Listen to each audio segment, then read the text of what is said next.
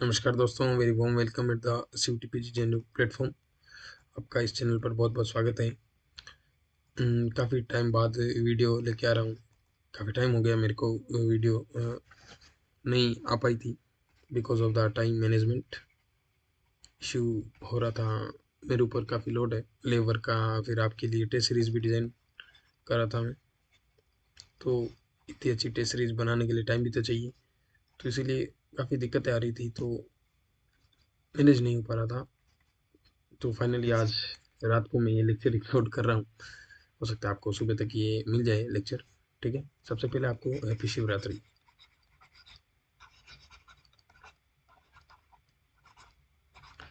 Happy Shivratri आपको।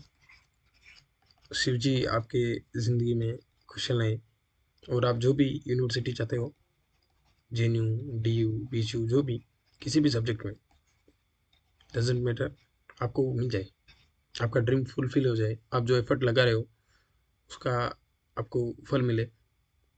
मैं बस यही कामना करता हूँ।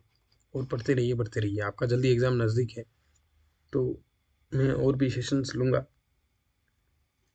और आपको बताता रहूँगा, अपडेट करता रहूँगा क्या क्या करना है हमको। टेस्ट सीरीज जैसे जैसे साथ साथ चल ही रही है। और रही बात सिलेक्शन की, तो आपका नहीं होगा तो किसका होगा? ठीक है, क्योंकि डिजास्टर के फील्ड में इस सब्जेक्ट के लिए इतनी बच्चे तैयारी नहीं करते जितनी आप लोगों ने की है। ठीक है, टेस्ट सीरीज लगी है, आपने टेस्ट सीरीज का लेवल तो देख लिया होगा कि कैसे क्वेश्चन है। एग्जाम आपका उस टेस्ट सीरीज से इजी ही आएगा, ये मानिए। मैंने टेस्ट सीरीज काफ़ी अच्छी डिज़ाइन की थी। ठीक है, और किसी को रिव्यू जानना तो जिन बच्चों ने ली थी टेस्ट सीरीज उनसे पूछ लेना आप एक बार, ताकि आपको पता चल जाएगा। ठीक है, तो ज़्यादा से ज़्यादा चैनल को सब्सक्राइब करिए और अपने दोस्तों तक पहुँचाइए जो भी तैयारी कर रहे हैं। क्योंकि लास्ट टाइम पर अगर किसी ने टेस्ट सीरीज नहीं भी ली है, तो वो मेरे PYQ के जो लेक्चर्स हैं उनको भी फॉलो कर लेगा अच्छे से, तो उसका काफ़ी हद तक काम बन जाएगा। ठीक है, तो चलिए आज ख़त्म करते हैं इस पेपर को। 2022 वाला CUTPG का जो पेपर है, फाइनल शॉट है। ठीक है, इसके बाद हम देखेंगे कुछ और नया। तो क्वेश्चन नंबर 51 से चालू करते हैं। क्या है, दो स्टेटमेंट है, एसर्शन रीजन दे रखा है। पूछ रहा है कि रिस्क हजार्ड वनरेबिलिटी कैपेसिटी ये है। ठीक है, और इसका रीजन क्या है? Capacity of the community determine the risk and is inversely related. ठीक है, तो ये हो गया इसका, community determines the risk and it's inversely related. तो इसका आंसर है आपका ऑप्शन नंबर फर्स्ट। ये both are correct and the reason is correct explanation of the assertion. ठीक है, इसमें आपके रिस्क का फॉर्मूला क्या दे रखा है? इसमें आपने ये तो चीज़ पढ़ी होगी पहले के लेक्चर्स में कि risk is equal to the hazard multiply by the vulnerability. ठीक है, अगर इसको डिवाइड कर दें हम कैपेसिटी से, तो आपके सामने ये फॉर्मूला आता है। और capacity of the community determine करती है the risk and it's inversely related. ठीक है, ये रिलेटेड होती है, इनवर्सली प्रोपोर्शनल होती है। तो इसमें मेन क्या होता है, देखिए आप, कि the extent, intensity and the frequency of the risk of a hazard to become a hazard is given by the hazard itself. ठीक है, हैजार्ड खुद ही ये डिसाइड करता है कि उसका डिजास्टर होगा या नहीं होगा। ठीक है, it is directly proportional to the extent of the local vulnerability and the root cause of the disaster, and is inversely proportional to the extent of the local capacity and community resilience। ठीक है, then capacity क्या होता है disaster के term में? कि वनबिलिटी is the one side of a coin. वनबिलिटी एक side है सिक्के की, जबकि अदर साइड में रिप्रेजेंट करता है the resources people have to resist, cope with और रिकवर फ्रॉम ए हैजार्ड। और कैपेसिटीज, ठीक है, रिकवरी होती है वही कैपेसिटी होती है। ठीक है, वनबिलिटी is about not having, while capacity are about having capacities, knowledge, skill, resources, ability and strength present in the individual household, and the capacity is inversely proportional to the vulnerability। ठीक है, कोई जैसे दो aspect है, तो वहाँ पर दो चीज़ें काम करेगी, एक तो आपका कैपेसिटी, एक आपकी vulnerability। ठीक है, तो सीधे सीधे शब्दों में बोले तो अदर चीज़ जो भी है कि रिप्रेजेंट करता है रिसोर्सेज को, जिसको पीपल रजिस्ट करते हैं, कोप अप, उसके साथ कोप अप करते हैं, और जो हैजार्ड से रिकवर होता है वो होती है आपकी कैपेसिटीज। ठीक है, ये आप डायग्राम है एक, कि risk is equal to the hazard multiply by the exposure likelihood susceptibility equal to the risk. ठीक है, ये रिस्क बनता है, जबकि वनबिलिटी ये इन दो कंपोनेंट से मिलकर बनता है, वनबिलिटी एक्सपोजर और लाइकलीहुड ससेप्टेबिलिटी। ठीक है, capacity also वनबिलिटी part of the वनबिलिटी, क्योंकि ये दोनों चीज़ें एक दूसरे के अपोजिट है बट सेम है। ठीक है, तो ध्यान रखिए आप, ये कम्युनिटी रेजिलियंस का डायग्राम है पूरा, एक कमेंट चार्ट टाइप। चलिए नेक्स्ट क्वेश्चन की तरफ चलते हैं। नेक्स्ट क्वेश्चन आपका पूछा इकोलॉजी सेक्शन से, एनवायरनमेंट वाले से, कि which is the following responsible for the ocean acidification. ठीक है, ये टॉपिक भी मैंने जो पीछे वाली क्लास थी उसमें कवर हुआ था पिछले साल वाले पेपर में। ओशन एसिडिफिकेशन आपके होता है CO2 की वजह से। ठीक है, CO2 जब CO2 का कंसनट्रेशन बढ़ रहा है, जब आपके इंडस्ट्रियल गिरा था 50 के आसपास, तब इसका कंसनट्रेशन कितना था आपके 220 के आसपास था, 220 ppm CO2 का कंसनट्रेशन था। और आज के टाइम आप देख सकते हैं 420 ppm क्रॉस हो चुका है CO2 का कंसनट्रेशन अभी इस टाइम 2022-23 के आसपास का ये डाटा अवेलेबल है IPCC का, चेक कर लीजिएगा। ठीक है, तो आप देखिए डबल, ऑलमोस्ट डबल हो चुका है।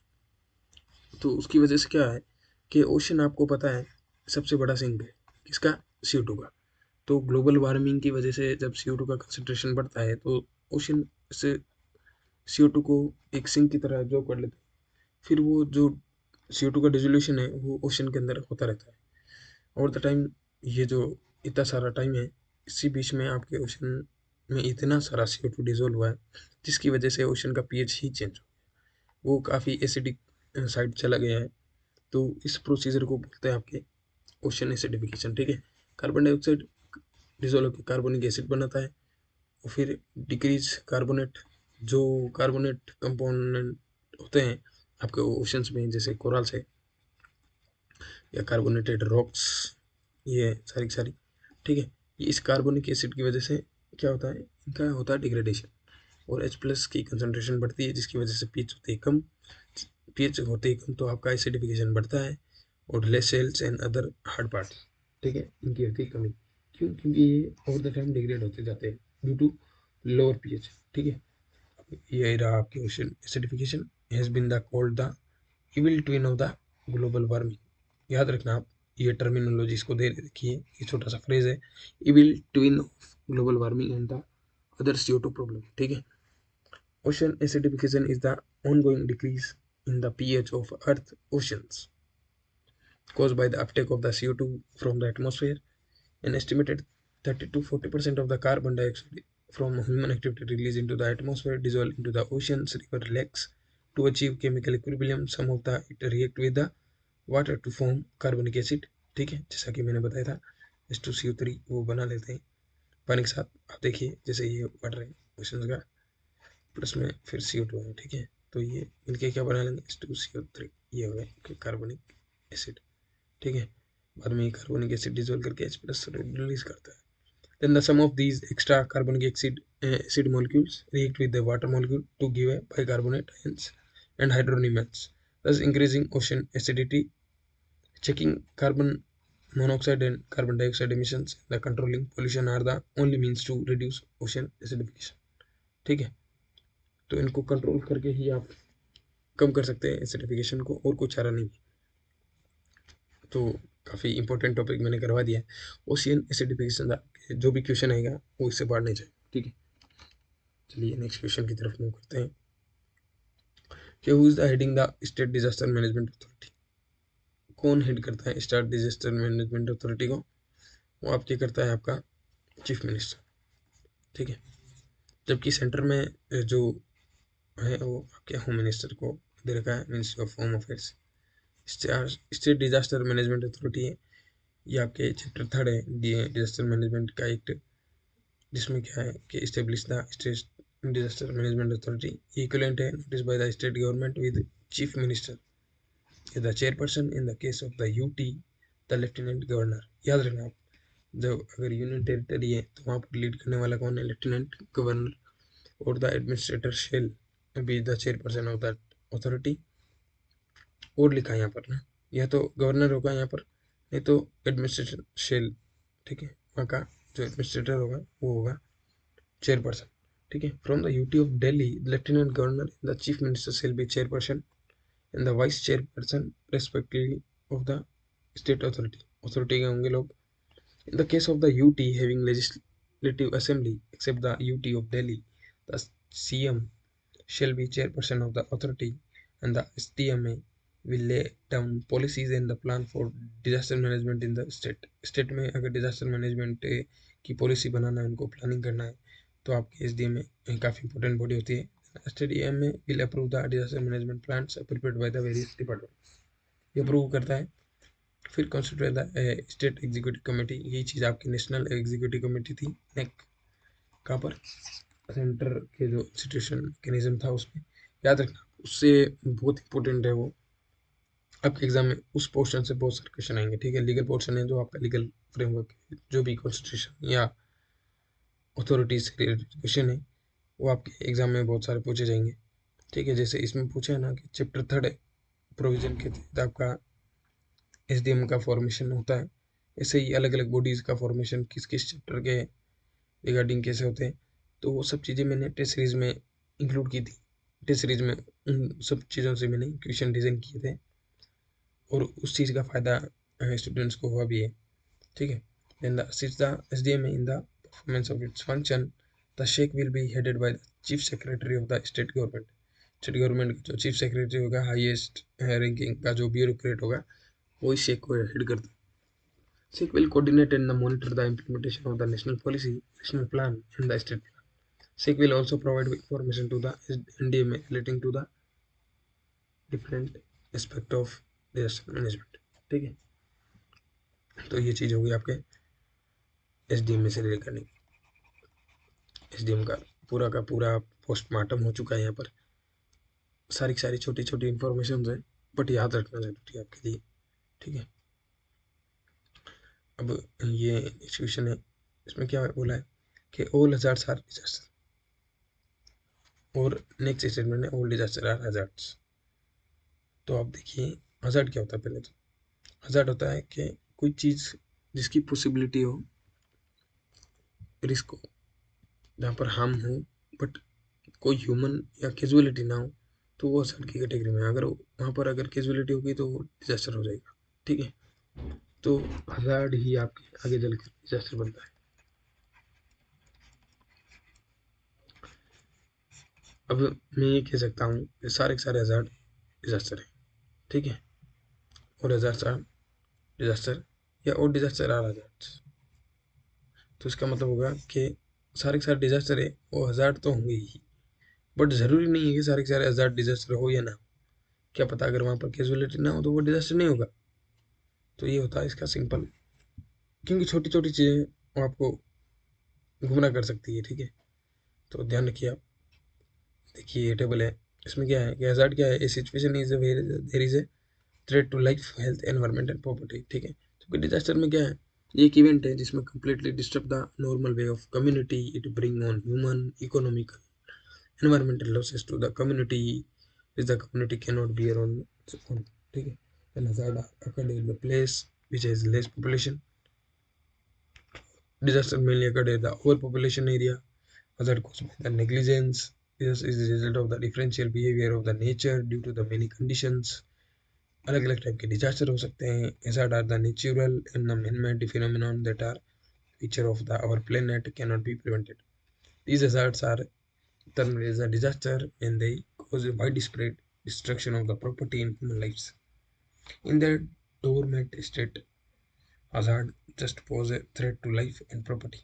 Once a hazard become active and is no longer just a threat, it become a disaster. ठीक है, अगर वो ज़्यादा खतरा बन गया तो वो फिर वो डिजास्टर का फॉर्म ले लेगा, ठीक है। तो याद रखना हज़ार्ड और डिजास्टर में डिफरेंसेस है, यही चीज़ें, ठीक है। एक और है ये नोट के the hazard is a dangerous situation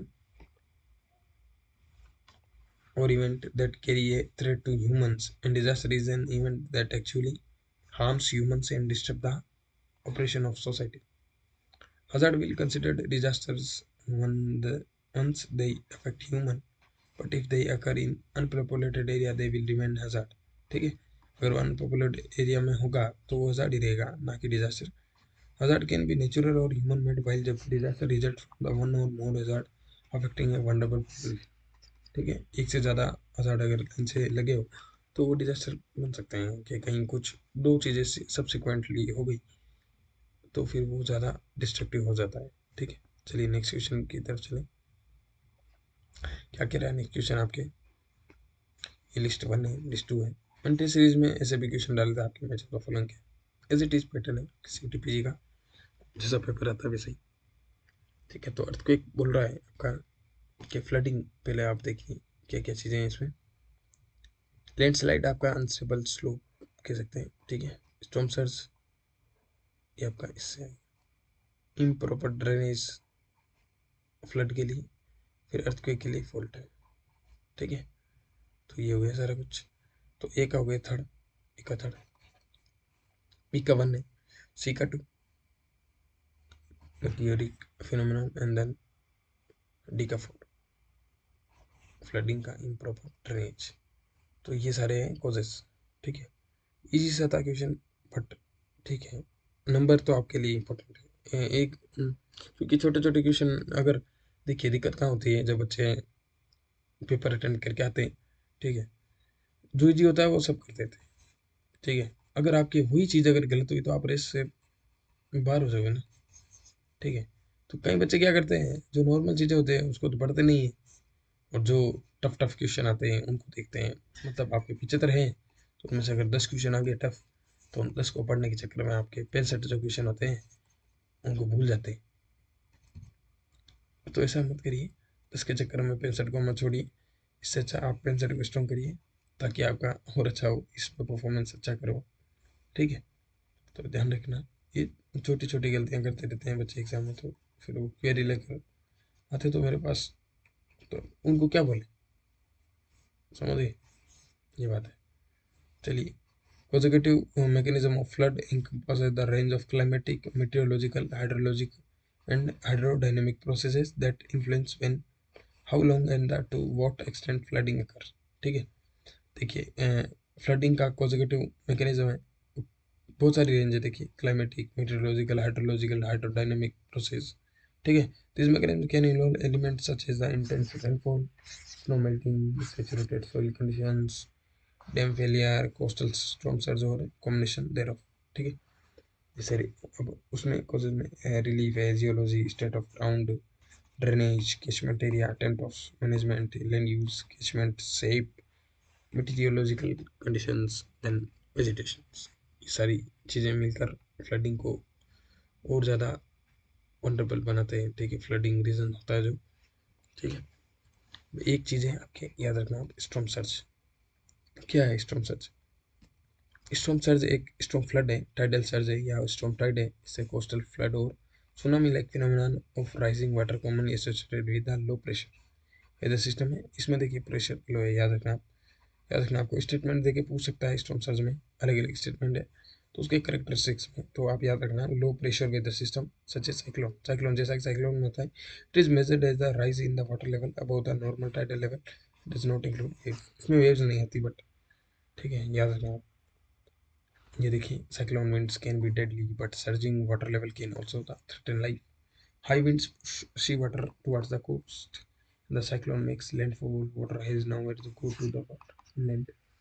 Storms are along the highways, building roads, damage coastal erosion, destroys। ये इसके consequences हैं। ठीक है, चलिए नेक्स्ट क्वेश्चन की तरफ मूव करते हैं। कौन सा हज़ार्ड है जो forecasted by the ocean bottom seismograph? इसकी वजह से हम इसकी मॉनिटरिंग कर सकते हैं। तो ये आपके अर्थक्वेक। ठीक है,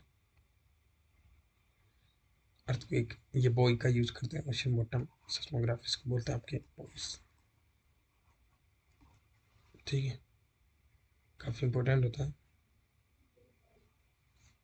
इसमें क्या करता है, एक ही सिस्टम होता है, सरफेस बॉय होता है जिसको फ्लोट करने के लिए छोड़ दिया जाता है सी सरफेस पर। इससे आपके सेंसर कनेक्टेड होते हैं, जो सारा कनेक्शन आपके सर्किट एड होता है किसमें, कंट्रोल। जो ओशन बॉटम सेस्मोग्राफ है वो आपके बॉटम पर ऐसे, ठीक है, वो डाटा लेता रहता है। जब भी वहाँ पर अगर वाइब्रेशंस होंगे तो फिर म्यूरिंग लाइन, तो वो सिग्नल देगा इस बॉय को। फिर ये बॉय ये लैंड स्टेशन से सर्वर से कॉन्टेक्ट करके डाटा प्रोवाइड करता है यहाँ पर, ठीक है। इसे playing the crucial role in the monitoring and understanding natural hazard related to the subduction zones, ठीक है। अर्थक्वेक आ गया इसमें। Then these specialised instrument provide detailed seismic observation that help forecast several major hazard, ठीक है। तो याद रखना आप ओशन बॉटम सेस्मोग्राफ। चलिए नेक्स्ट क्वेश्चन की तरफ चलते हैं। In which of the following hazard the warning system buoys are use, वो कौन से वार्निंग सिस्टम में यूज करते हैं? तो आपका सुनामी, सुनामी के लिए यूज करते हैं। ये सारा सिस्टम है कैसे काम करता है देखिए। वो सिस्टम है measured change in the sea level and transmit data in the real time to the confirm the occurrence of a tsunami, ठीक है। फिर सेस्मिक सेंसर्स होते हैं जो मॉनिटर करते हैं earthquake activity to identify potential tsunamigenic events. फिर buoy network होता है ocean beds, buoys detect change in the sea level helping confirm tsunami generation and the estimate wave height, ठीक है। वेव हाइट बता देते हैं कोई भी अगर वहाँ पर सुनामी उठ रही है तो, ठीक है। ये डाट बॉय है, ये बॉय यहाँ पर फ्लोट करता रहता है जो ऊपर बताया था ओशन बॉटम, ठीक है। बॉटम प्रेशर रिकॉर्डर है, ये काफ़ी अंदर तक रहता है डेप्थ में। फिर ये इसके अलग अलग टाइप के जो सर्किट्स, तो ये बॉय को सिग्नल देता है। बॉय अगर आपके सेंटर दूर है तो वही सिग्नल देगा आपके सैटेलाइट के थ्रू, फिर सैटेलाइट से हम सिग्नल रिसीव करते हैं, ठीक है। तो ये इसमें ऐसे चीज़ें काम करती हैं। तो हम जहाँ पर करके डाटा रिकॉर्ड करते रहते हैं, तो जो भी अगर होगा तो उसके हिसाब से वार्निंग इशू कर दी जाती है, ठीक है। अगर कंडीशन में हो सुनामी की तो वार्निंग इशू करने का काम होता है वहाँ के एडमिनिस्ट्रेशन का, ठीक है। चलिए नेक्स्ट क्वेश्चन क्या बोल रहा है आपका। बायोलॉजिकल डिजास्टर से पूछा है। Ebola disease originated from the which of the following country, पूछा है ओरिजिनेटेड कहाँ से हुआ था इबोला डिजीज। कोंगो से, याद रखना कोंगो। पहले देखिए इबोला वायरस क्या है। ये फॉर्मूला नॉन एज सॉरी थोड़ा गला खराब है, जस्ट वेट।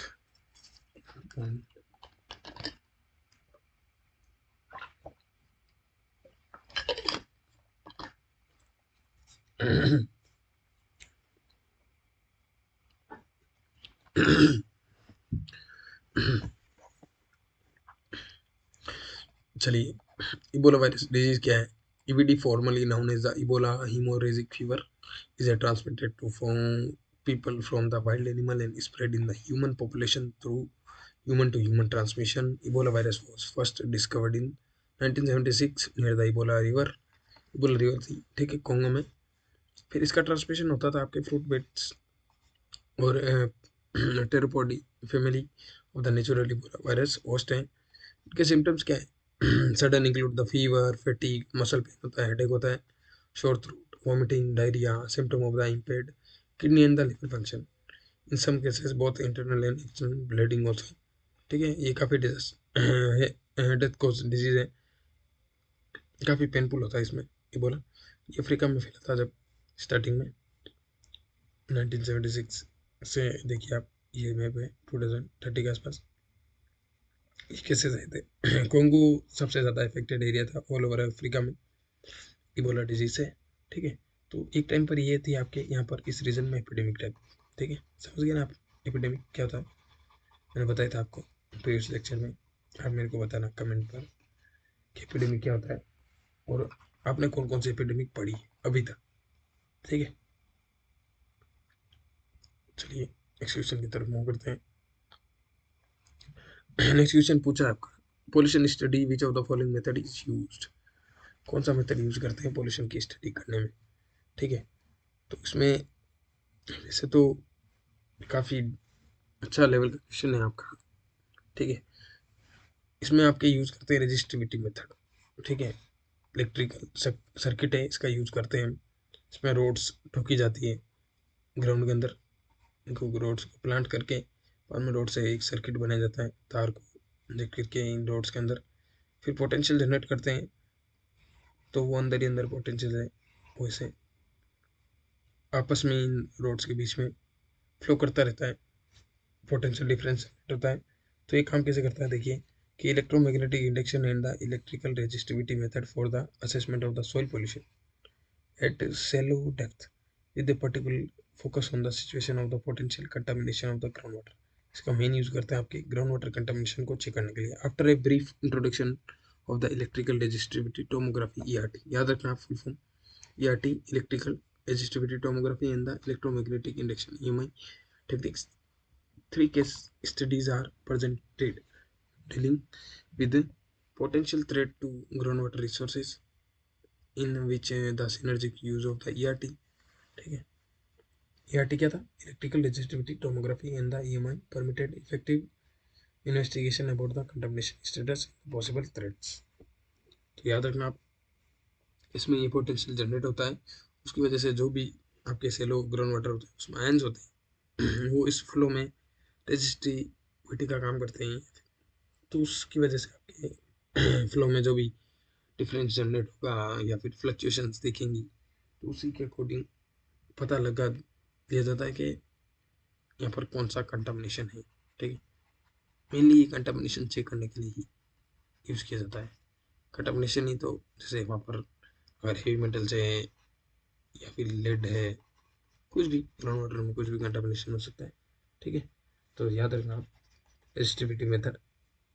चलिए नेक्स्ट क्वेश्चन की तरफ चलते हैं कि which of the following geophysical method dam leakage can be found out, ठीक है। डैम लीकेज को फाइंड आउट करने के लिए आपके स्पॉन्टेनियस पोटेंशियल मेथड, ये फिर से इलेक्ट्रिकल मेथड ही है, इसका यूज़ किया जाता है। ये self potential survey of streaming potential along the eastern embankment of dam was very successful in the locating leakage area and then determining the relative intensity of the discharge, ठीक है। Relative intensity discharge की उसको determine करने के लिए self potential measurement है shown negative anomalies of up to 100 millivolt in amplitude, ठीक है। anomalies up to 100 millivolt in amplitude and the width of the discharge areas range between the 400 से 40 metre से 150 मीटर। अगर यहाँ पर भी हो तो फिर भी डिटेक्ट कर पाता है। यहाँ पर देखिए ये डैम है, एक रिजर्वोयर टाइप, तो पीछे आपके पानी, तो यहाँ पर अगर कोई लीकेज होगा यहाँ तो वो इस मेथड से डिटेक्ट करते हैं, ठीक है। इसमें ये और भी चीज़ें देखिए, स्लम था, ठीक है। लेड स्लाइड का एक पार्ट होता है स्लम, फिर rodent activities, low area in karst dam, then piping, piping के थ्रू भी आपके पानी उसको परकोलेट करके पार करवाया जाता है ताकि इस डैम पर ज़्यादा लोड ना पड़े अगर वहाँ पर क्रैक की सिचुएशन है तो, ठीक है। कंक्रीट फेलियर हो गया तो यहाँ पर देखिए आप, ये यहाँ पर आ रखा है हल्की सी दरार क्रैक्स, और स्टेबिलिटी फेलियर है इंटरनल, फिर erosion eight outlet score wall, ठीक है। चलिए नेक्स्ट क्वेश्चन की तरफ चलते हैं। नेक्स्ट क्वेश्चन पूछा आपके एटमॉस्फेयर से, which of the following statement is true of the temperature variation with altitude in the earth atmosphere। तो इसमें क्या बोल रहा है आप पहले देखिए कि इसमें इसका सही आंसर तो क्या है आपकी कि decrease in the mesosphere temperature आपका घटता है मेसोस्फेयर में और स्ट्रेटोस्फेयर में बढ़ता है, ठीक है। थर्ड इसका सही आंसर है temperature increase in the stratosphere और डिक्रीज इन द मेसोस्फेयर। कैसे होगा ये देखिए,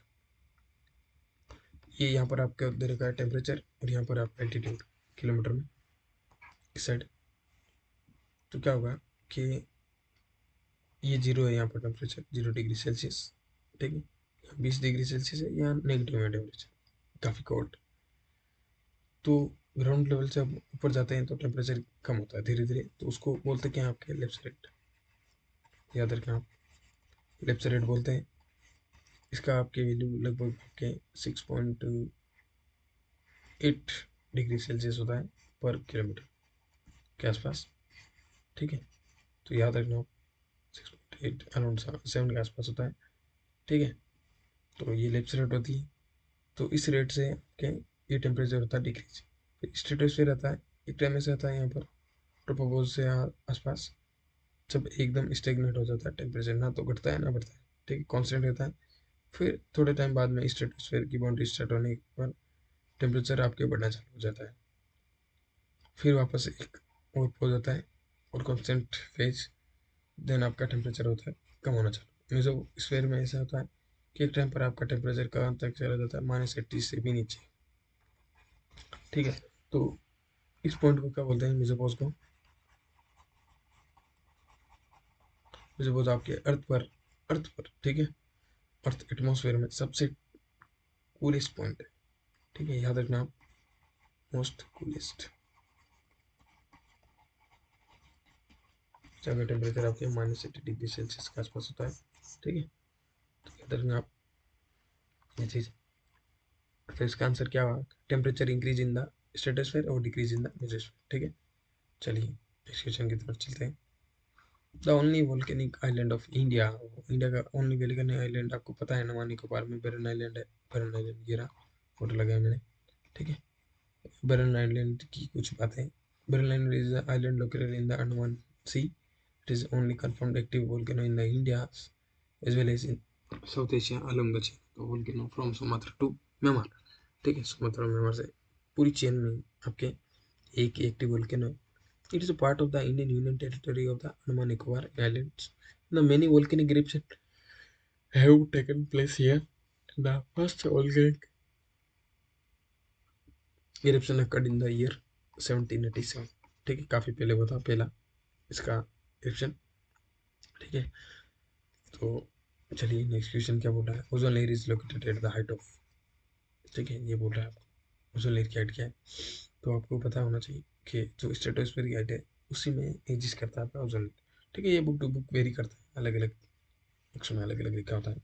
जनरली ये इसमें 20 से 50 याद रखना आप, नहीं तो कई बार कोई 16 से 50 होता है, 16 किलोमीटर से 50 से 16 से 55 किलोमीटर 55 के आसपास, ये भी होता है अलग अलग बुक्स के लिए। ठीक है, तो ozone layer region of the upper atmosphere between the रफली 15 से 35 किलोमीटर। ठीक है, अब earth surface containing relatively high concentration of ozone molecules. फिर approximately 90% of the atmosphere ozone occur in the stratosphere. ठीक है, 90% आपका स्ट्रेटोस्फेयर में, then the region extending from the 10 to 18 kilometre to approximately 50 kilometre. ठीक है, above the earth surface in the stratosphere, temperature of the atmosphere rises with the increasing height, the phenomenon created by the absorption of the solar radiation by the ozone layer. The ozone layer effectively block almost all solar radiation of wavelengths less than 290 nanometer from the reaching earth surface, including certain type of UV rays, other form of radiation scored insert to overkill most living things। ठीक है, तो UV rays आपको protect करता है, UV rays से protect करता है आपका ओजोन। ठीक है, मोस्ट हार्मफुल आपके यूवी रेज होती है यूवीसी, फिर आपका UVB, then UVA. UVA least harmful होता है। ठीक है, तो इन सबको ये वहीं पर रोकने का काम करता है आपका ओजोन लेयर। ठीक है, ये आपके ओजोन का फॉर्मेशन है। ओजोन मोलिक्यूल आता है photolyse and yielding to the oxygen atoms. फिर क्या होता है कि ओजोन ये सन की प्रेजेंस में क्या हुआ कि ऑक्सीजन एटम्स है, सन की प्रेजेंस में ओजोन का फॉर्मेशन करेंगे। ठीक है, then they react with the another oxygen molecules। फिर क्या होता है okay, the interconversion process UV radiation into the thermal energy heating the stratosphere। फिर ozone is the lost by the reaction in the oxygen atom to the ozone molecule with each other and the traces gas such as chlorine। ठीक है, ozone का जो degradation होता है वो आपके chlorine की वजह से होता है। नेक्स्ट क्वेश्चन क्या बोला आपका, फोल्टिंग क्या है। फोल्टिंग आपको पता होना चाहिए। फोल्टिंग आपका एक ब्रिटल मैकेनिज्म है जिसमें आपका क्या होता है कि under the low temperature and pressure condition of Earth upper lithosphere, silicate rocks respond to the large extent by the brittle fracture brittle mechanism है। The mechanism of the brittle behavior is the propagation of the cracks, जिससे cracks बनते हैं then which में अगर on all scale सारे scale में होते हैं। ठीक है, और फॉल्ट होते हैं आपके 3 टाइप के। पहला होता है रिवर्स फॉल्ट। ठीक है, जिसमें क्या होता है कंप्रेशंस लगते हैं एक दूसरे पर और एक प्लेट नीचे आती है एक प्लेट ऊपर चढ़ती है, इसमें ऑब्लिक मोशंस होता है। नॉर्मल फॉल्ट होता है जिसमें एक्सटेंशन होता है, एक ब्लॉक भाग रहा है एक दूसरे से। ठीक है, तो ये ऊपर नीचे स्क्रिप हो गए फॉल्ट स्क्रिप। स्ट्राइक स्लिप, इसमें ऐसे होता है आपका पैरेलल मूवमेंट होता है तो प्लेट्स के बीच में फॉल्ट रेस, तो हो गया आपके स्ट्राइक स्लिप फॉर, ठीक है। चलिए नेक्स्ट क्वेश्चन की तरफ चलते हैं। एसिड रेन पर क्वेश्चन है आपका। ये क्वेश्चन एसिडिफिकेशन और एसिड रेन बहुत इंपॉर्टेंट टॉपिक है आपके एनवायरमेंट इकोलॉजी वाले सेगमेंट से। ये क्वेश्चन आएगा, आप श्योर है, देख लेना, ठीक है। इसका आंसर है आपका ऑप्शन नंबर 3। इसमें क्या है कि sulphur dioxide combine with the moisture vapour, ठीक है। ये जब इसके साथ कॉमन होती है फिर तो एसिड रेन बनता है। इसमें क्या होता है, जो इंडस्ट्री से निकल रहा है पोल्यूटेंट SO2 और NO2, वो फोटो ऑक्सीडेशन के तहत वो केमिकल्स बनाते हैं क्लाउड्स में। फिर वेट डिपोजिशन होता है किसका, H2SO4 और HNO3 का। ये होता है आपके एसिडिक नेचर के सारे केमिकल्स। फिर wet deposition dry deposition dust के साथ भी मिक्स होते हैं। जिसके बाद क्या होता है, अब ये रेन के साथ ड्रॉपलेट्स के साथ सरफेस पर आते ही, इसकी वजह से आपके जो एसिडिक पीएच है हल्की बढ़ती है, ठीक है। ये सबसे बड़ा ड्रॉबैक है एसिडिक रेन का। आप ये बात याद रखना, सबसे इम्पोर्टेंट बात है, इंडिया में आपकी एसिड रेन नहीं होती, ठीक है। इंडिया में एसिड रेन नहीं होती। ये आप मुझे बताना क्यों नहीं होती, कभी नहीं होती इंडिया में एसिड रेन। हम पढ़ते हैं बुक्स में, अच्छी बात है, बट आज तक इंडिया में एसिड रेन नहीं हुई, ठीक है। तो मुझे बताना आप कमेंट सेक्शन में क्यों नहीं होती। तो acid rain occur when the compounds like sulfur dioxide and nitrogen dioxide SO2 or NO2 are emitted into the atmosphere, react with the water, oxygen and other chemicals to form acidic pollutants. These pollutants can fall to the ground as wet deposition, and wet deposition जैसे rain, snow, sleet, hail, और dry deposition जैसे dust और smoke. Acid rain can harm plants and animals exposed to it, ठीक है, और aquatic life को भी affect करता है। चलिए इस क्वेश्चन के बोला, rain building clouds. Rain building clouds ऐसे बादल जो बारिश को बियर करते हैं, ठीक है, बारिश करते हैं, वो आप क्या होता है क्यूमुलोनिम्बस, ठीक है, क्यूमुलोनिम्बस क्लाउड्स है। क्लाउड्स होता है क्या, नॉर्मल सिंपल कैटेगरी होते हैं 4 टाइप के एटमॉस्फेयर में, सीरस, क्यूमुलस, स्ट्रेटस और निम्बस होते हैं। इनका फिर वो कॉम्बिनेशन होकर अलग अलग टाइप के क्लाउड्स बनते हैं। जैसे ये आपका सबसे बड़ा ये क्यूमुलोनिम्बस क्लाउड है, ये होता है आपका रेन बिल्डिंग,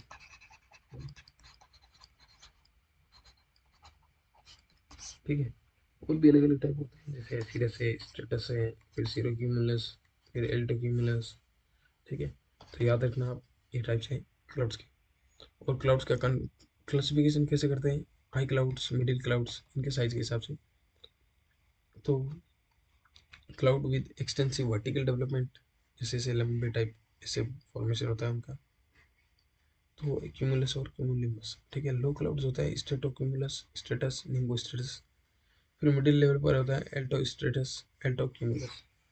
फिर हाई क्लाउड आपके cirrus, cirrostratus, cirrocumulus, ठीक है। याद रखना आप, कैटेगरी आपको पूछ सकता है आराम से, ठीक है, कोई इसमें शक की बात नहीं, ठीक है। क्लासिफिकेशन ऑफ क्लाउड्स याद रखना। क्यूमुलुमिनस लिम्बस क्लाउड है, ये क्या है कि these are the most massive और टॉलेस्ट हेवी एयर डेंस है क्लाउड, ठीक है।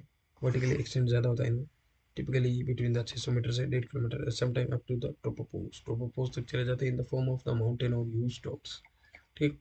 Classic anvil appearance, in the produce thunderstorm in the summer associated with heavy rain, ठीक है। थंडरस्टॉर्म प्रोड्यूस करते हैं हेवी रेन के साथ, फिर स्नो या हेल लाइटनिंग के साथ भी, tornadoes and form under the condition of the deep convection and the produce at the least one pronounced slower. At a lower level, these clouds consist of the liquid drops, but at the altitude increase the cloud, ठीक है। फिर progress through the mixed phase and the fully icy glaciated conditions, सारे के सारे उनके through progress करता है। चलिए नेक्स्ट क्वेश्चन क्या है आपका, स्टेटमेंट दे रखिए तो क्या है कि mitigation and preparedness are the phase of the disaster cycle, ये सही है। फिर response and recovery phase of the disaster cycle, ये this also are the phase of the disaster cycle, ठीक है। अलग अलग टाइप के जो स्टेजेस थी मैंने आपको पढ़ाया था पिछले क्लास में, ये भी देख लीजिए आप। फेजेस क्या है, सबसे पहले आता है तो इसमें ये आपका ऑप्शन नंबर 1 है इस करेक्ट आंसर, ठीक है। Both statement are correct. इसमें क्या होता है कि बिफोर डिजास्टर क्या होता है आपकी मिटिगेशन फेज और प्रिपेयरनेस फेज, कि ड्यूरिंग डिजास्टर में आपकी रिस्पॉन्स है, आफ्टर डिजास्टर में रिकवरी फेज है। इसमें ये जो भी डिटेल्स थी ठीक है। तो मेरे को ये डायग्राम अच्छा लगा तो मैं लेके आ गया इसमें। और एक आप ये देखिए रेजिलेंस है ना, जो डिजास्टर रेजिलेंस है उसके फीचर है। तो ये याद रखना, आप डायमेंशंस पूछ सकता है आपको मल्टीपल स्टेटमेंट्स वाले क्वेश्चन में। क्या होता है technical, organisational, economic, social, health, ये सारे डायमेंशन है। इनके बेनिफिट्स क्या है रेजिलेंस के? प्रोटेक्ट करता है इंफ्रास्ट्रक्चर, प्रोटेक्ट करता है पीपल, सोशल और नेचुरल एनवायरनमेंट को प्रोटेक्ट करता है। फिर एडवर्स कॉन्सिक्वेंसेज है वो कम होते हैं, रिलेबल होते हैं, परफॉर्मेंस फास्ट होता है, रिकवरी। फिर अलग टाइप के स्टेप रेजिलेंस की प्रॉपर्टी क्या है, डिस्ट्रप्शंस क्या क्या है, ये सारे सारे जो हजार्ड्स है, डिजास्टर है, वो इसमें आते हैं सारे के सारे, याद रखना आप। ठीक है, चलिए नेक्स्ट क्वेश्चन की तरफ चलते हैं। अगन ये क्वेश्चन आपके यूनिट वन से है, जो कॉन्स्टिट्यूशन का पार्ट है। According to the constitution of India, how many fundamental right can be exercise by the citizen? तो यहाँ पर 6 मूल अधिकार, ठीक है, हिंदी में लिख देता हूँ आपके लिए। 6 मूल अधिकार है आपके, फंडामेंटल राइट। ठीक है, कितने 6, कौन कौन से है? Right to equality, freedom against exploitation, to religious liberty, cultural and educational freedom, और लीगल रिकॉर्ड। तो ये हो गया आपके फंडामेंटल राइट। फंडामेंटल राइट्स के बारे में जो छोटी डिटेल्स क्या है कि पार्ट थर्ड से लिया गया कॉन्स्टिट्यूशन का, जो पार्ट थर्ड है वो इसमें फंडामेंटल राइट्स है। आर्टिकल 12 से 35 तक इनका मेंशन है, यूएसए से लिया गया था ये। फिर बिल ऑफ राइट्स इसका नाम था। Fundamental rights are the guaranteed by the constitution of the whole person without any discrimination. Fundamental rights are the discovered by the Magna Carta. ये याद रखना, नाम काफी इंपॉर्टेंट है। मैं भी ऐसे क्वेश्चन पूछे ना, बट अगर पूछ भी ले तो याद रखना, मैग्ना कार्टा ऑफ इंडिया इसको बोलते हैं, फंडामेंटल राइट्स को। चलिए नेक्स्ट क्वेश्चन क्या है, विच of the following is not an indirect health impact of the flooding? तो इसमें क्या है, इनडायरेक्ट हेल्थ इफेक्ट कौन सा नहीं, यानी डायरेक्ट है। तो loss of access to health care आपका डायरेक्ट है, इनडायरेक्ट नहीं है। ठीक है, जबकि ये बाकी सारे इनडायरेक्ट है। क्या है, डिस्ट्रप्शन होगा livelihood, income, damage to the crop, disruption food supplies, respiratory, skin और आई इन्फेक्शन है, तो वो सारे इसमें आ जाते हैं इनडायरेक्ट। जबकि डायरेक्ट में आपका खुद का हेल्थ केयर सिस्टम है, उसका एक्सेस आपका चला गया तो उसमें आता है। इन immediate health impacts of a flood include drowning, and heart attacks, injuries and hypothermias. The indirect effect include injuries, infections, waterborne infections,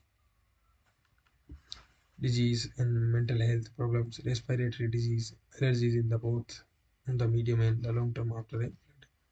ठीक है, फिर टाइमिंग क्या है हजार्ड का, प्री फ्लड है, ड्यूरिंग फ्लड है, पोस्ट फ्लड है। इसमें वनबिलिटी रिसोर्सेज होता है, डेमोग्राफी वहाँ की, सोशियो इकोनॉमिक कंडीशंस कैसी है, हेल्थ स्टेटस क्या है लोगों का, और अदर थिंग्स है। ठीक है, और हेल्थ इफेक्ट में अलग अलग anxiety, depression, post traumatic disorders, जैसे इलनेस है, इन्फेक्शंस, इंजरीज, डेथ भी हो सकती है। ठीक है, ठीक है रखना। तो ये हो गया आपके फ्लड से रिलेटेड चीज़ें। ठीक है, क्वेश्चन 70 क्या पूछ रहा है, फादर कौन है एआई का? काफ़ी अच्छा क्वेश्चन है, डीप है, पूछा है। इसका आंसर है आपके जॉन मकार्टी। जॉन मकार्टी ने एआई को फाउंड किया था। ठीक है, उन्होंने एआई नाम दिया था, the inventor of the least programming language and the one of the pioneers of the AI. McCarthy develops LISP language in between the 1956 and 1958। ठीक है, तो इतने टाइम पहले ही आपके एआई पर काम जो चालू किया था वो इन्होंने किया था जॉन मकार्टी ने, when he was trying to build an algebraic list processing language for artificial intelligence work। ठीक है, तो याद रखना आप, क्या नाम है इनका, जॉन मकार्थी, ये आपके फादर ऑफ एआई, ए के पापा है।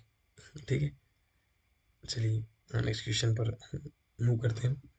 इस पर IMD, इंडियन मेटीरियोलॉजिकल डिपार्टमेंट, ये cyclone is called super cyclone if wind speed exceed.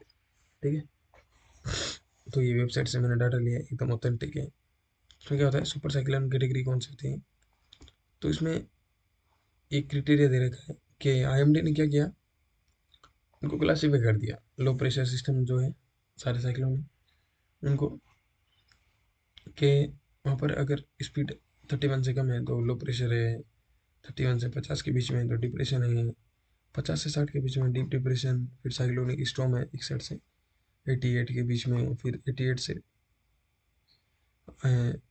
117 then sewer cyclonic storm है। फिर आपका सुपर साइक्लोन कैटेगरी आते हैं आपके मोर देन 21, ठीक है। तो इसका ऑप्शन नंबर होगा third answer, 220 kilometre per hour से अगर ज़्यादा की स्पीड है तो वो आपके सुपर साइक्लोन कैटेगरी में आएगा। और अगर नोट्स में स्पीड देखनी है तो वो उससे देख सकते हैं, ठीक है। एक नोट में आपके 1.85 किलोमीटर होता है पर आवर, ठीक है। तो ये होगी अलग यूनिट नोट की। चलिए नेक्स्ट क्वेश्चन क्या बोल रहा है, कौन सी लैंग्वेज कॉमन है ए में यूज की जाती है, वो होती है पाइथन। पाइथन होती है नॉर्मल लैंग्वेज, ठीक है। फर्स्ट लैंग्वेज थी come to the mind when talking about the AI is simplicity and the readability make its favorite among beginners and expert alike. Python provide करता है array of the libraries like TensorFlow, Keras and the PyTorch, ठीक है, जो instrumental for the AI development, especially in the areas such as the machine learning and the deep learning. While Python is the not the fastest language, its efficiency lies in the simplicity which often lead to the faster development time, ठीक है। तो याद रखना Python है आपका fundamental या Pioneer language था ए के टूल में, ठीक है। ए इतना एडवांस हो चुका है, अभी भी एक लेटेस्ट ए लॉन्च हुआ है, सोरा सोरा ए, ठीक है। इसमें क्या करते हैं वो वीडियो क्रिएशन करता है, वाह अमेजिंग, ठीक है। आप कुछ भी इनपुट दोगे उसका वीडियो बना के देगा एकदम रियल सिचुएशन के अकॉर्डिंग, ठीक है।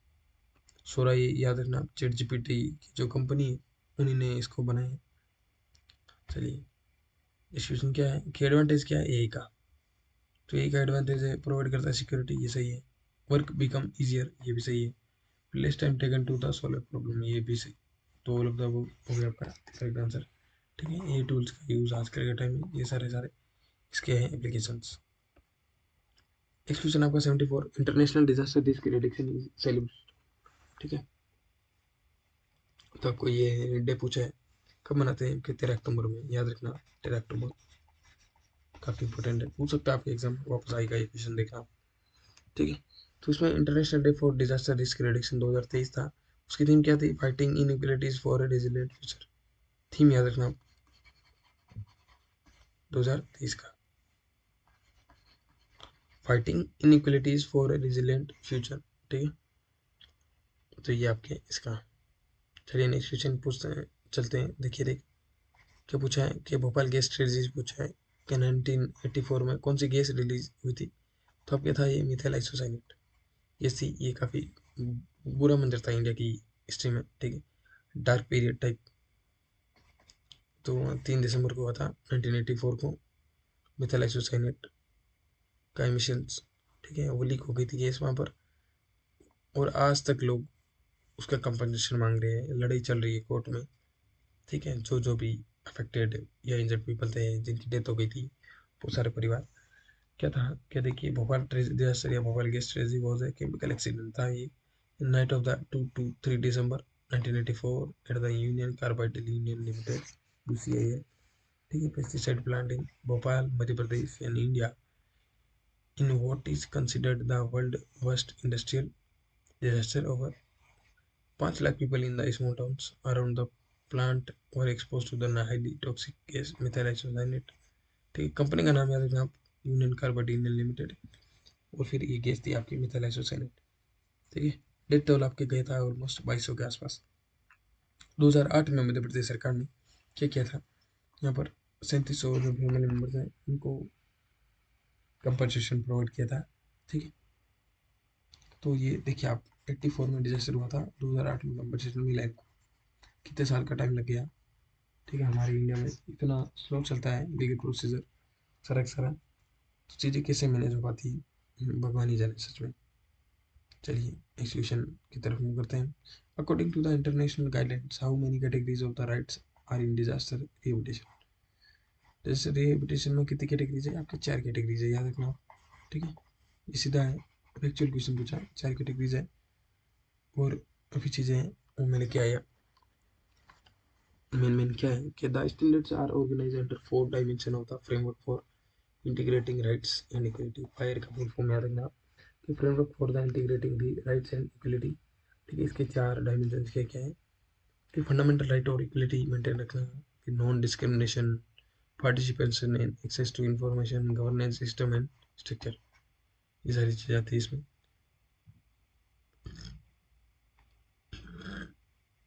फिर NDRR MPA thematic area for disaster rehabilitation and recovery है।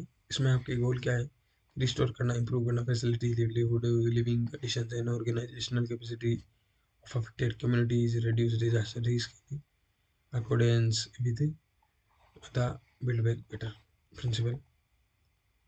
ठीक है, और बिल्ड बैक बेटर प्रिंसिपल इसकी क्या क्या है objectives, to restore the people means होता है livelihood in the continuity of the economic activities and business, to restore shelter and the other building installations, to reconstruct infrastructure and the other public utilities, also the assist in the physical and psychological rehabilitation of the person who suffered from the effect of the disaster। ठीक है, तो ये चीज़ें सारी सारी इसमें याद रखना। नेक्स्ट क्वेश्चन है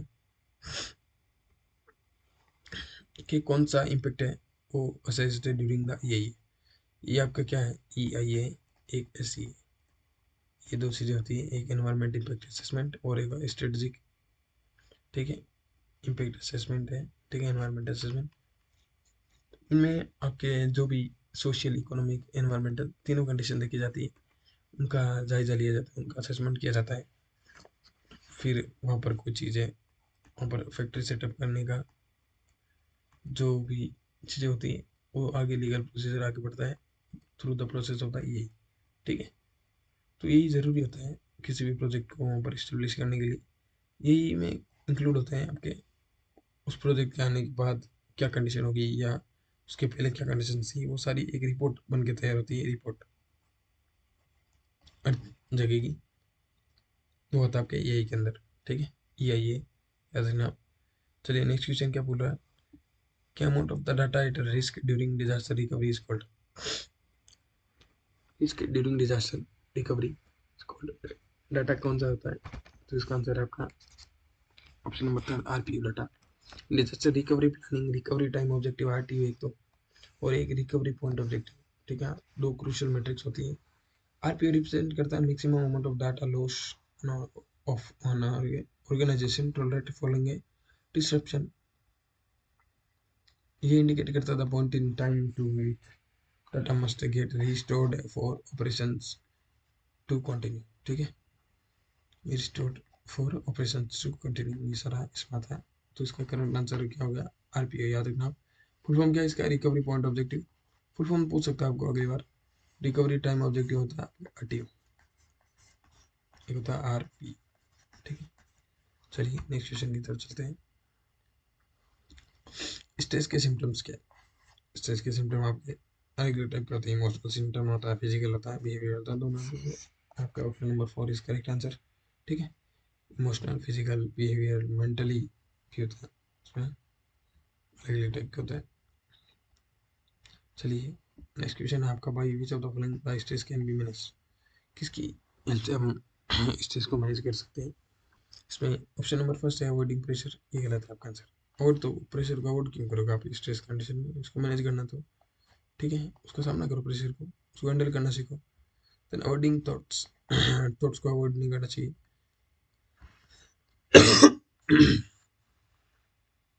अवॉइडिंग फाइनेंशियल प्रॉब्लम, ये भी गलत हो गया, ये भी गलत हो गया। फिर एनहांसिंग स्किल्स, ये चीज़ें हैं जिसके थ्रू आप स्ट्रेस को मैनेज कर पाते हो। नई चीज़ें सीखो, ये भी ज़रूरी होती है, ताकि आप बिजी रहोगे तो वहाँ पर आप स्ट्रेस को ओवरकम करने में आपको हेल्प होती है। एग्जाम टाइम पर आपका स्ट्रेस का जो बलून है वो भी काफ़ी हवा भरी हो रखी है उसमें। ठीक है, एग्जाम होने के बाद आप चिल मोड में आओगे, ये सुई घुसेगी ना आपके अंदर, तब आपको काफ़ी रिलीफ महसूस होगा। ठीक है, सॉरी। चलिए इसमें क्या है, आप स्ट्रेस मैनेजमेंट के लिए और क्या क्या तरीके हैं, keeping A positive attitude, accepting that there are events that you cannot control, then the being assertive instead of the aggressive, ठीक है, assertive होना सीखिए, then learning to the manage your time and more effectively, setting limits appropriately, and the saying no to the requests that would create excessive stress in your life, and then making time for hobbies, interest, not relying on the alcohol, drugs, compulsive behavior to the reduce stress, seeking out social support, ठीक है, social support भी जरूरी होता है। चलिए इस question की तरफ चलते हैं। क्या which part of the body is affected by the fluorosis effect? तो इसमें आपका दांत, ठीक है, फ्लोरोसिस में क्या होता है, आपके दांतों का रंग है ना येलो हो जाता है, येलो हो जाते हैं दांत, होता है अपने फ्लोरोसिस के कारण। इसमें फ्लोरोसिस में क्या होता है, जब फ्लोरीन का जो कंटेंट होता है ड्रिंकिंग वाटर में 1.5 mg से ज़्यादा हो जाता है पर लीटर, इसकी कंसनट्रेशन अगर ज़्यादा हो जाती है तो हो जाता है फ्लोरोसिस, ठीक है। बट फ्लोरीन का होना जरूरी है ड्रिंकिंग वाटर में, बट सफिशियंट मात्रा जरूरी होती है। अगर सब फ्लोरीन की मात्रा जो क्वांटिटी है अगर 0.5 mg पर लीटर से अगर कम हो जाए ड्रिंकिंग वाटर में, तो फिर वो फ्लोरोसिस तो कोज नहीं करता बट कैविटीज कोज करता है, ठीक है। कैविटीज, दांतों में कैविटीज आती है, हाँ, बाय द फ्लोरीन का जो डेफिशिएंसी होता है उसकी वजह से, ठीक है। तो फ्लोरीन का होना जरूरी है, बट एक्सीड भी नहीं होना चाहिए लिमिट यहाँ से 1.5 से, ठीक है, और कम भी नहीं होना चाहिए 0.5 से, ठीक है। चलिए डिस्ट्रीब्यूशन क्या है कि which heavy metal pollution cause mini metal disease, ये क्वेश्चन पूछा है आपको, तो इसका आंसर है आपका मिनी मेटल डिजीज आपके मरकरी के थ्रू होती, ठीक है। हैवी मेटल डिजीज पूछ लिया आपको, मिनी मेटल कन्वेंशन हुआ था, ये भी याद। और बता देता हूँ कैडमियम से आपके होता है इटाई इटाई, ठीक है, इटाई इटाई डिजीज होता है, ये भी आपके पूछ सकते हैं अगली बार एग्जाम में, ठीक है। लेड आपको पता है कार्सिनोजेनिक होता है, अलग अलग टाइप के जो न्यूरोलॉजिकल डिसऑर्डर्स होते हैं, हाँ बाय द लेड, ठीक है, ये भी एक हेवी मेटल है, इसकी वजह से भी पॉल्यूशन होता है, ठीक है। चलिए इस क्वेश्चन की तरफ चलते हैं। It is required by the end of the century IPCC predict that the sea level में राइज अप टू द, ठीक है, 0.29 टू 1.1 मीटर, सेंचुरी पूछा है, सेंचुरी मतलब 100 का, ठीक है। तब तक आपकी आईपीसीसी की रिपोर्ट है कि 0.29 से लेकर मतलब 290 सेंटीमीटर से लेकर आपके 1.1 मीटर के आसपास सी लेवल जा सकता है। In worst case emission scenario the sea level rise of the between the 61 centimeter to 1.1 meter now likely by, ठीक है, 2100, then the centimeter higher than the IPCC last big assessment just 6 years ago due to the better understanding of how the Antarctic sea ice sheet is melting. The rise could be substantially higher if Antarctic ice disappear faster, and the report says the encoding, take echoing the recent research suggesting a rise of as much 2 metre, ठीक है। चलिए next question पूछा है आपको geological time scale से, again question आ रखा है इस टॉपिक से आपके एनवायरनमेंट का जो पोर्शन उसमें काफ़ी अच्छा क्वेश्चन आते हैं, जो आपका एनवायरनमेंट का पेपर होता है सीडीपीजी का, उसमें जियोलॉजिकल टाइम स्केल से अच्छा खासा वेटेज पूछा जाता है। तो आपके भी एक लगे आती क्वेश्चन आ गया कि जियोलॉजी इपोज है, इसमें आइस एज डिफेक्ट होता है आपका प्लीस्टोसिन एज, ठीक है, प्लीस्टोसिन इपोज है, उसमें था जियोलॉजिकल इपोज है that lasted from the 2.58 million to 11,700 years, अभी लेटेस्ट ये इतना ज़्यादा पुराना नहीं है, spanning the earth most recent periods of repeated glaciation, ठीक है, इसमें ग्लेशिएशंस चल रहे थे अलग अलग टाइप के, ये आइस एज के जो एलिफेंट्स हैं काफ़ी लार्ज, ठीक, आइस एज मूवी तो आपने देखी होगी, तो उसी में भी ऐसा ही क्रिएचर्स होते हैं। एक्सक्यूशन ने क्या बोला है, the advantage of the satellite remote sensing, ठीक है, सैटेलाइट रिमोट सेंसिंग का एडवांटेज है आपके टेम्पोररी रिजोल्यूशन और स्पेशल रिजोल्यूशन बहुत, ठीक है। तो क्वेश्चन नंबर इसका आंसर है ऑप्शन नंबर 3 करेक्ट आंसर, ठीक है, टेम्पोररी रिजोल्यूशन और स्पेशल रिजोल्यूशन और मॉनिटरिंग आपको पता है, बहुत अच्छे से पता होगा, काफ़ी चीज़ें पढ़ाई मैंने, ठीक है। बारी बारी देखना मेरे जो प्रीवियस वीडियो उनको बारी बारी देख के रिवाइज करना, ठीक है, बहुत ज़्यादा आपके लिए इफेक्टिव होगा, उसमें मैंने बहुत सारी चीज़ें बहुत सारा कंटेंट कवर, ठीक है। तो ये इसका आंसर हो गया 85 का ऑप्शन नंबर सी। अब ये पूछा आपका नेक्स्ट क्वेश्चन में, the whole topic of the carbon sequestration study help in the climate studies. Climate studies को है काउंटर करने के लिए हेल्प करती है। ठीक है, कार्बन सिक्वेस्ट्रेशन इसमें क्या करते हैं, आपका जो कार्बन है उसको अर्थ के अंदर ही वापस से भेजना, ठीक है, ट्रिप कर देना, वो इसमें आता है। ये आपके जियो इंजीनियरिंग का पोर्शन है, कार्बन सिक्वेस्ट्रेशन। ठीक है, solution for the climate change, वो तो समय बताएगा ये सॉल्यूशन होगा या नहीं होगा। ठीक है, लेकिन अभी के लिए याद रखना, हम क्लाइमेट स्टडीज को स्टडी करते हैं इसमें। ठीक है, उसको हेल्प करता है कार्बन सिक्वेस्ट्रेशन। नेक्स्ट क्वेश्चन आपके एनडीआरएफ से पूछा है, national disaster response force, specialised force for the special response in the threatening situation comprise होता है। इसमें आपके 13 बटालियन। ठीक है, 2022 का पेपर है, अब तक यहाँ पर 15 बटालियन हो चुकी है। ठीक है, it present national disaster response force consist होता है 15 बटालियन, किस किस की, BSF, CSF, CRPF, ITBP, SSB, Assam rifles. ठीक है, अलग अलग फोर्सेज है, इनकी अलग अलग बटालियंस बनी हुई है। ठीक है, हर बटालियन में आपके 18 सेल्फ कंटेन 80 स्पेशलिस्ट होते हैं, सर्च एक्सिक्यूटिंग ऑफ 45%। ठीक है, और टोटल स्ट्रेंथ होती है हर बटालियन की आपकी 1149 अच्छा खासा अमाउंट है सोल्जर्स का, जो काम करता रहता है आपके डिजास्टर से रिलेटेड कुछ भी क्वेरी होती है उसके रिगार्डिंग। ठीक है, चलिए नेक्स्ट क्वेश्चन की तरफ चलते हैं कि ड्रोट एरिया है उसमें आपके कौन सा केमिकल यूज नहीं किया जाता आर्टिफिशियल रेन के लिए। ठीक है, तो अमोनियम क्लोराइड का यूज यहाँ पर नहीं किया जाता, अमोनियम क्लोराइड NH4Cl। ठीक है, यूज नहीं किया जाता। Cloud seeding creates artificial rain in by injecting substance such as silver iodide. Number 1 याद रखना, silver iodide, potassium iodide, the dry solid carbon dioxide, liquid propane or salt into a cloud in order to reduce precipitation. By dispersing these substances, the microphysical processes within the cloud are altered and the precipitation is improved. ठीक है, तो आप याद रखना, by the help of this seeds.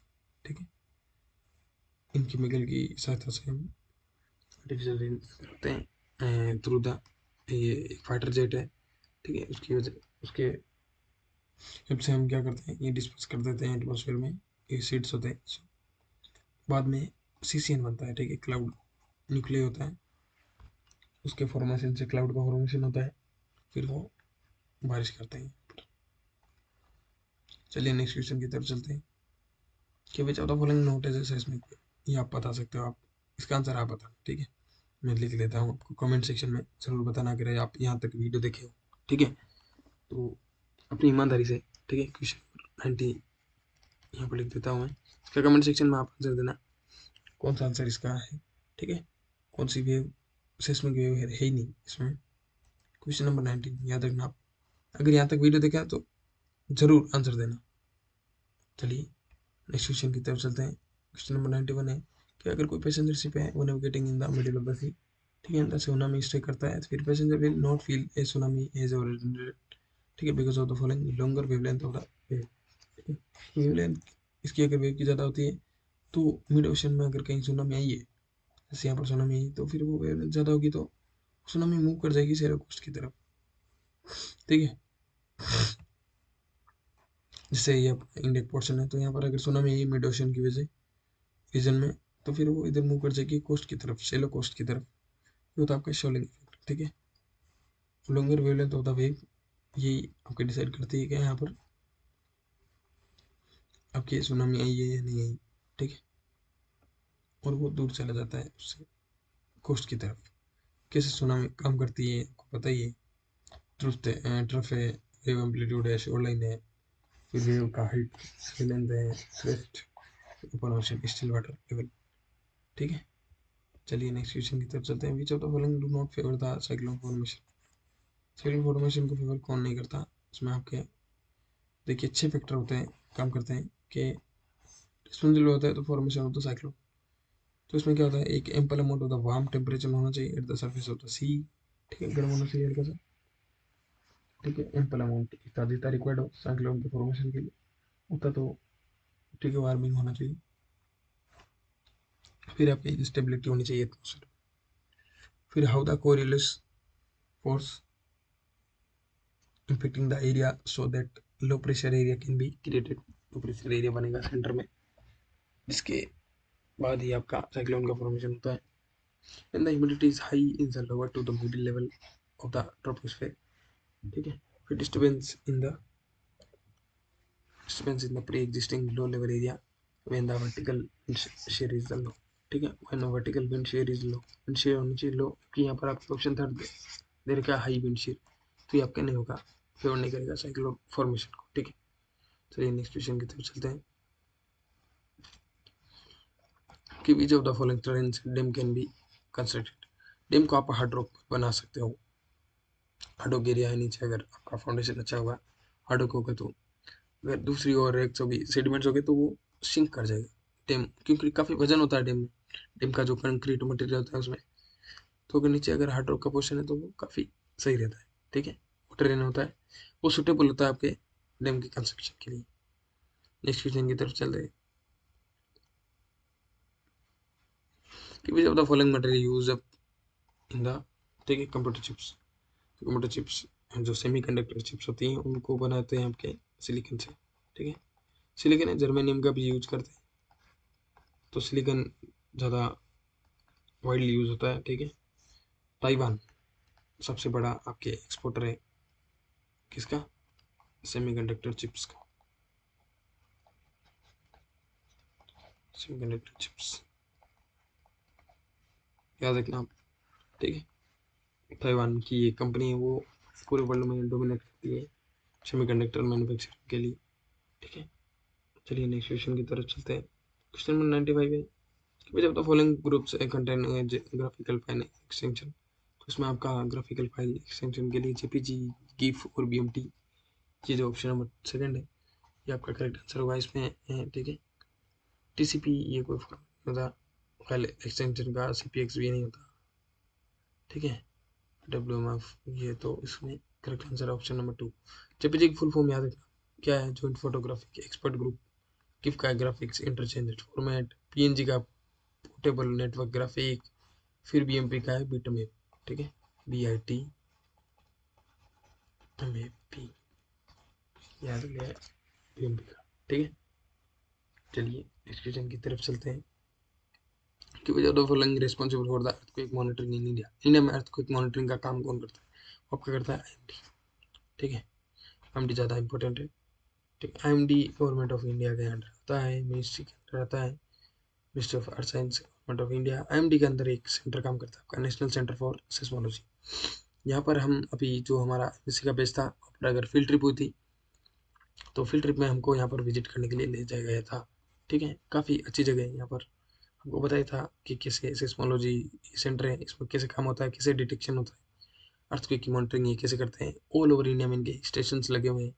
ठीक है, all over world में भी जहाँ भी अगर डाटा शेयरेबल होता है, ठीक है, इंटरनेशनल लेवल पर जहाँ कहीं भी अर्थक्वेक आता है, इंटरनेशनल बाउंड्रीज में, ओशंस में, कहीं पर भी जहाँ जहाँ भी इनके इंस्ट्रूमेंट है सेटअप, उनके डिटेक्शन रेंज में होता है, तो उसको अथवा सिग्नल यहाँ पर डिनोट कर दिया जाता है। ठीक है, तो हमने वहाँ पर विजिट किया था, काफ़ी अच्छी जगह है। ठीक है, काफ़ी कुछ सीखने को मिला था। तो national centre for seismology is the nodal agency of the government of India for monitoring of the earthquake activity in the country. NCS maintain करता है national seismological network of 160 station. ठीक है, each having state of art equipment and spreading all over the country. NCS का monitoring है वो active रहता है all across the country through the 24/7।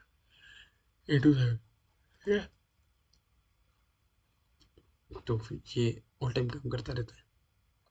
चलिए नेक्स्ट क्वेश्चन है आपका, which of the following is the good to contain the quick spreading of the oil pollution. Oil pollution की quick spreading को रोकने के लिए, ठीक है, सबसे अच्छी चीज़ है कौन है, आपके बूम्स। बूम्स का हेल्प लिया जाता है। ये बूम्स, ये जो आपको दिख रहा है हवा भरा हुआ, ये ट्यूब टाइप का है, ठीक है, पोर्शन, तो इसका यूज़ करते हैं बूम्स। बूम्स बोलते हैं इनको। ठीक है, तो याद रखना बूम्स इसका आंसर है।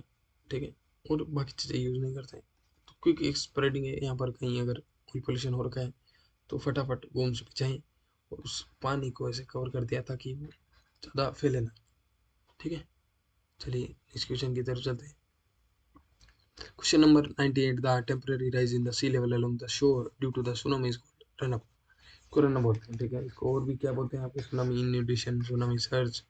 ठीक है, rise in sea level along the shore due to the tsunami inundation and tsunami surge. Tsunami surge occur when the massive amount of the water displaced by the tsunami waves pushes onto the coastline, causing a rapid or significant increase in the sea level.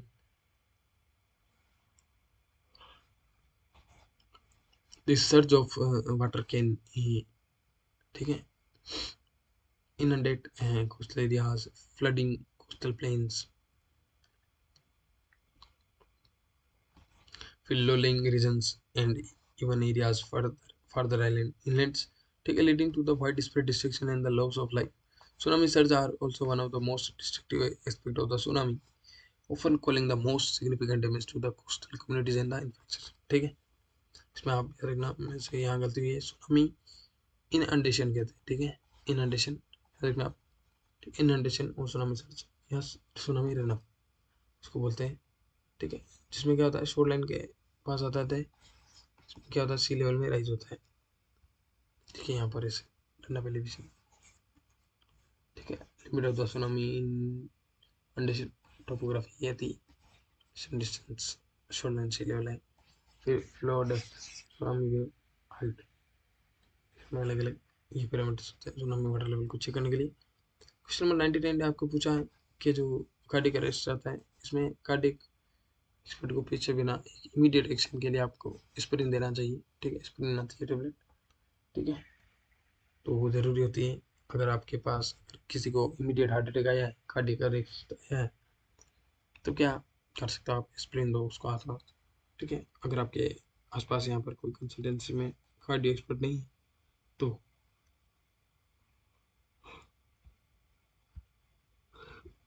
इस question क्या है कि last question है आपका, देखिए आज खत्म कर दिया पेपर। ठीक है, कि which coastal regulation zones deal with the Andaman Nicobar, Lakshadweep and other lands. तो इसका आंसर आपका ऑप्शन नंबर 4। ठीक है, करेक्ट आंसर। ठीक है, कोस्टल रेगुलेशन जोन, इससे आपके इस बार क्वेश्चन आएगा पक्का, काफ़ी इंपॉर्टेंट क्वेश्चन है। इन्वायरमेंटल साइंस का जो यूजीसी नेट का पेपर होता है उसमें हर साल इस टॉपिक से क्वेश्चन आता है, कोस्टल रेगुलेशन जोन काफ़ी इंपॉर्टेंट है। जैसे कि आप the environment ministry came with the coastal regulation zones rules under the environment protection act. ठीक है, 1996 के अंडर ही यहाँ पर इसके जो प्रोविजन से लेके जाते हैं। The objective of the CRZ rules is to protect the coastal ecosystem by regulating humans and industrial activities near the coastline. फिर state government are the responsible for the preparing coastal zones management plans, CZMP, and the implementing the CRZ rules. ठीक है, coastal regulation zones क्या है, क्या था, CMZM, the 10 coastal districts were submitted to the NCM approval। ठीक है, ये तो उस टाइम की रिपोर्ट थी। इसमें CRZ 1 जो जोन है, most ecologically sensitive areas. CR 2 में आता है आपका state is responsible for regulating, state के पास जिम्मेदारी होती है। 3 होता है अर्बन और रूरल कोस्टल एरिया। फिर आपका 4 आता है एक्वेटिक एरिया आता है जिसमें पानी है। ठीक है, तो ये होता है आपका coastal regulation zone. Inform CRZ of 500 metre from the high tide line. तो ये आपका आज का पेपर मैंने खत्म कर दिया है। ठीक है, बहुत बहुत धन्यवाद आपका, अपने इतना पेशेंस लेवल था आपका, क्योंकि 5 लगभग 1 वीक से ज़्यादा टाइम हो गया था मेरे को लास्ट वीडियो अपलोड किए हुए। ठीक है, तो ज़्यादा से ज़्यादा अपने चैनल को आप आगे बढ़ाइए।